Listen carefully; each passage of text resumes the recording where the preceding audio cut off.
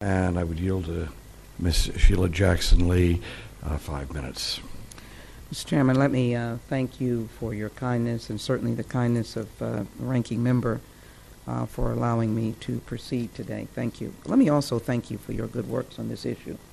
It certainly has been a very long journey, and I think America can take heart that there are sometimes a number of unique issues that there is bipartisan unity and concern that has been expressed by this committee. To Ambassador Freed, let me thank you for your service. I think we have not been on the phone, but we have been on the phone in the past.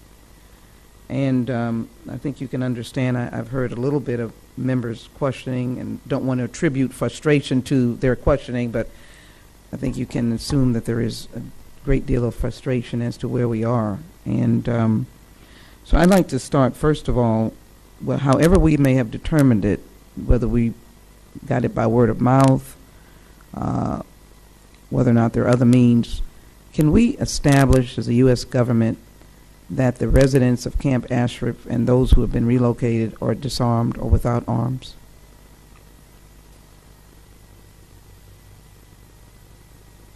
As I said, I've got to be extraordinarily careful and cautious because some of these issues are matters under litigation. It is true as a matter of the historical record that during the period when the United States had troops in Iraq, we judged that the camp was largely disarmed with no heavy equipment. That took place some years ago. This issue, I have to say, came up suddenly. 3 weeks ago, it was not on my list of things to worry about. On my list of things to worry about are the completion of the convoys from Ashraf to Liberty in safety so that Ashraf can be closed.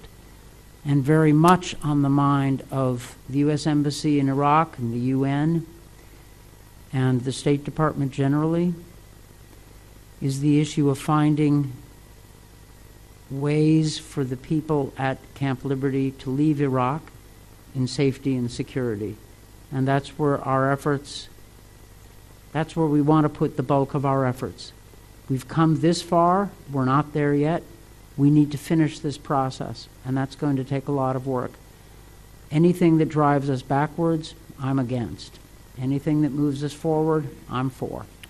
I can totally agree with that. So let me do this without putting you in the crosshairs.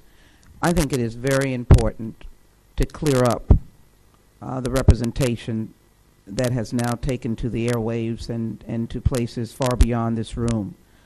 Because the good work that you are trying to do, the good work that members have tried to encourage, some having visited the region, should not be now either tainted or undermined by the cybersphere, meaning something has gone into massive airwaves, massive hearing, and massive understanding, and it makes it very difficult. And so let me proceed in my questioning, and so I'm making an official request on the record to have that clarified. If you're not able to clarify it today, and whatever methods have to be utilized, we need to have that clarified. And I say that because we do know remaining at Camp Ashraf are families, or I believe there are children, but just by the nature of humanity, I know there are people who are frail, who are not as well as others, and need to have an orderly departure from the present status. So if I missed it, I apologize to my colleagues. Do you have an inventory of individuals who are left in terms of age, health conditions, children, new births, etc.? Do we have any of that? We do have an approximate profile of the residents. There are few, if any, children, and I have heard of no births in many years, if ever. We do have a profile There are some who are disabled and require special care, and that has been one legitimate concern, that they be given the support they need. We are learning more about the people at Camp Huria as the interviews proceed. As I said earlier, and at the end of March at a conference in Geneva, I announced that the United States would be receiving referrals from the UNHCR and looking at them on an individual basis. We need to step up and do our part to show that we're part of the solution in all ways, not just moving people from Huria to, not just moving people from Camp Ashraf to Camp Huria, but out, and we have to show leadership. And I will be frank, the support of the Congress in this is critical, and I thank you for it. I really do. And I thank the chairman for his support. Chairman, could I conclude? I see you moving on that button. Can I conclude with just one roundup, if I can get it rounded up? Again, I may have missed the answer, but I believe we want to do right. It looks like we've been talking about the safety and security of Camp Ashraf for a very long time. I served on this committee, have been serving for a while, and certainly not the time frame of my chairman, but had the privilege of having been able to serve, but I also serve on Homeland Security. So this has been in the eye of the storm for a very long time. Could you give us today a date when you will complete, or there will be a completion of those at least out of Camp Ashraf into Camp Huria, and then the process of relocating? What can we look forward to? And I will end by this last point. I see a light at the end of I know that you're very sensitive. I'm a lawyer to an ongoing case. But let me just publicly say, I want every manner of vetting to occur. We have Iran and the oppression of Iran in our eye. The world has it in their eye. These individuals are Iranians. However, the MEK now remains as maybe the existing opposition and resistance, but I don't know whether anyone can document today, on this day, that they are terrorists. Whatever process we can move along, we will be far better off if we are assuredly having vetted them and moved them off the terrorist list. This will aid in any manner of things that I think we're all trying to do. So I'll just make that point, but let me, you look hesitant to comment, but let me just try to get a definitive time frame that you think the removal of these individuals or the relocating of these individuals can occur. I can't give you a precise time frame because the movement of convoys is beyond our control, but let me try to be responsive to your question as best I can. Convoys have been about 400 persons, a little less than 400 persons per convoy. We've had 5 convoys, almost 2,000 people. The convoy started in February, so that's 4 months, 5 convoys.